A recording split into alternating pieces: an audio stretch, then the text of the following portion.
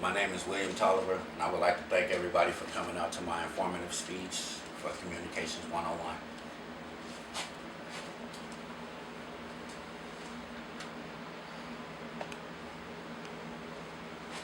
Number 9.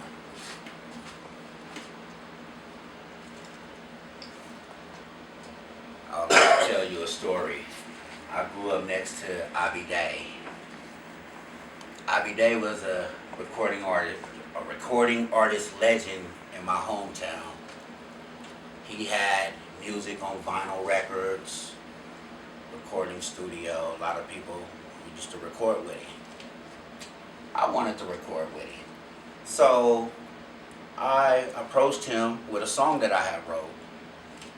And I recited the song to Abby. And Abby was like, no, go write another song. No, go write another song. Okay. Some months had passed, I wrote another song. I approached Abby some months later with a second song. Recited the song to Abby. And Abby was like, no, go write another song. To me, no. Yeah, your rhymes are tight, but there's nothing to it. Go write another song. This time, find your niche. 12 years old. I don't know what the word niche means. So I got a dictionary and looked it up. That was my style, my uniqueness. So I wrote a third song. Michael Jackson's biography in Rolling Stone said he and his brothers rehearsed 3 years, practiced 3 years before they was able to hit a stage to perform. And thinking back, that's what Abby did to me. He made me practice and rehearse to find my niche. Once I found my niche, I approached him with the third song. Recited the song to him. He said, say that again, spit that again. So I recited the song to him a second time. The second time I recited it to him, there's something Abby does. This is him. He plays his fingers in the air like he's playing a drum machine.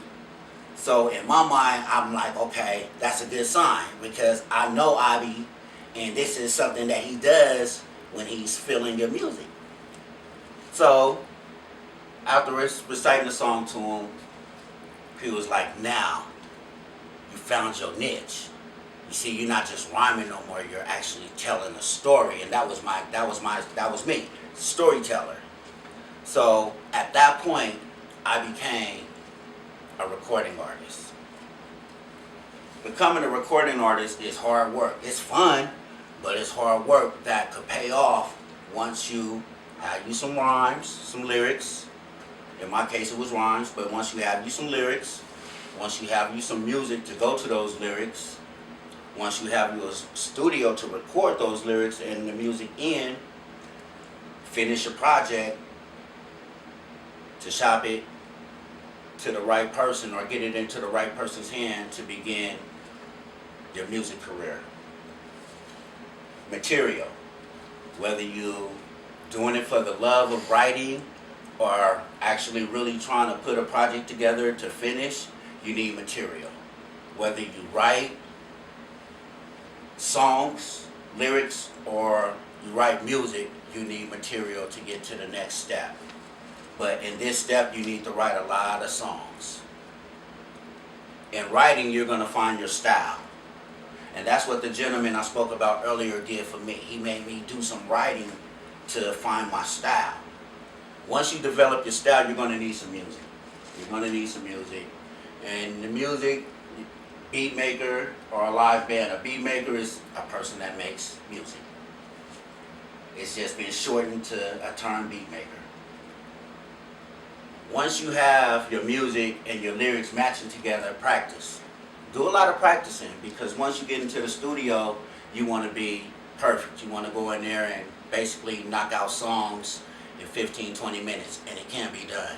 But you have to practice first. Talking about studio, the next aspect is looking for a studio.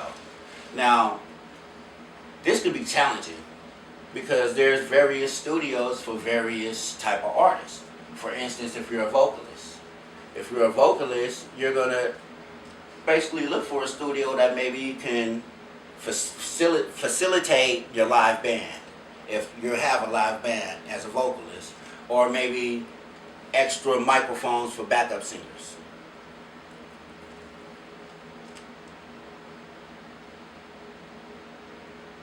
Once you have your music, once you have your songs, your lyrics, once you have the studio, you are now a recording artist. As stated in BMI.com news, why should you consider a professional studio? Posted in Songwriter 101 by Cliff Goldmatcher. He basically explained the different elements of a professional studio versus a home studio.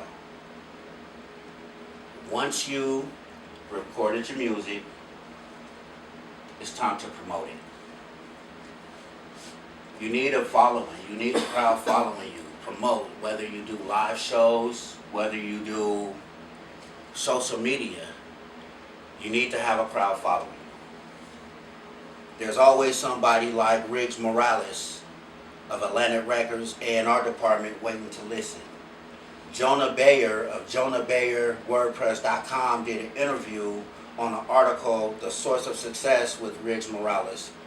And Mr. Morales just basically said in this interview that the hard work and dedication it takes to achieve the end results of getting a record deal.